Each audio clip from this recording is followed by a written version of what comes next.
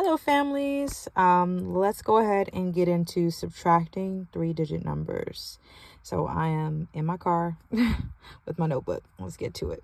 So students have been taught to represent this in two different ways. One way called the standard algorithm, which we were taught growing up, and then also using a hundreds, tens, and ones chart. So I'm going to do both. So an HGO chart just looks like this. We have H for hundreds, T for tens, and an O for ones. Okay, so let's start with that way. We're going to start with representing the first number when we're subtracting. So here we have 753. We're going to draw our hundreds like squares. So 1, 2, 3, 4, 5, 6, 7. I teach them to do it in rows of 5 because it helps them to be able to quickly go back. Like they've been taught that 5 and 5 is 10, or to count by fives and things like that. So that helps when they go back to actually count and regroup. So now we have the 700s. We're going to represent the 5 tens, and we can represent it with these lines like 10 sticks. So 1, 2, 3, 4, 5. Last but not least, we're going to go to the ones, and we're going to represent 3 circles for the ones. Now we're going to go to take away 125. Right away, students should notice that if we have 3 ones, we don't have enough to take away 5.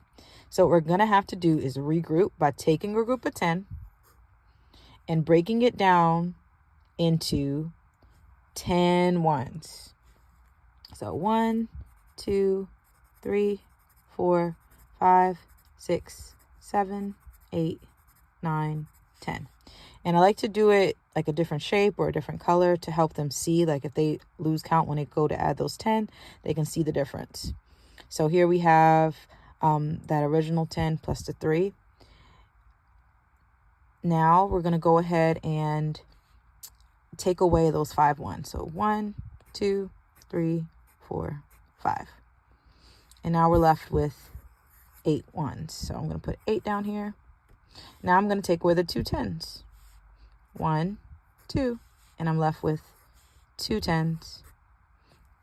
And then here, I'm going to go ahead and take away that 100, and I'm left with 600. So my answer is 628. Now let's do it the way we've been taught, right? So this 3, we would borrow, as you know it, but in this case, we decompose or regroup. We're going to take one of those 10s. Once we add that 10 with this 3, we're going to get 13, right? So we have 13. We took away that 10. So now you guys know that that's a 4. So we have 13, take away 5, which gives us 8. We have 4 now because we used one of those 10s. We take away 2, we get 2. We have 7 ones, take away 1, we get 6. And so students are taught to use this base 10 model to support the standard algorithm, which is what we want them to get to. And they can use this to double check their work. They should get the same answer.